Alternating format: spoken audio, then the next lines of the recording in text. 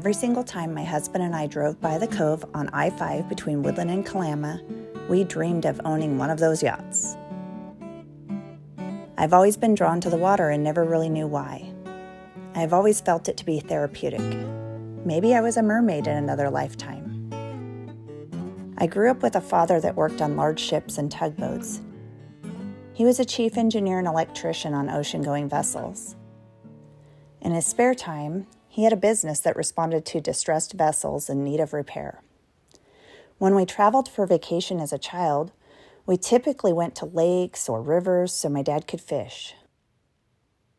One vacation took us to Victoria, BC. You could only get to this island via ferry boat, and our car rode on it with us. My father found the engineer on the ferry and decided it would be awesome to cross the water in the engine room for this trip. We wore earplugs and explored the gigantic engine rooms of the ferry. The distinct smell of diesel in that toasty engine room. It was amazing to see such massive equipment in action. When winter came at the Columbia River, we would go to the shipyards in the middle of the night and start all the engines of every boat to prevent them from freezing. I still remember how cold and still it was in the moonlight.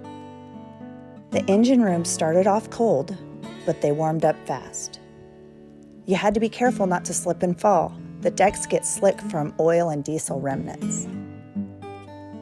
This is our yacht. Yes, my dream came true.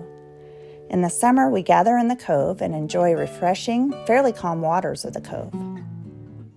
Some warm days, the flowers smell sweet in the distance on the island. I often stand on the bow thinking back to my childhood. Back when they still stored log rafts in this cove.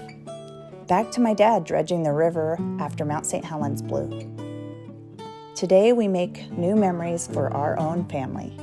And every time I smell diesel engines on the water, I feel at home.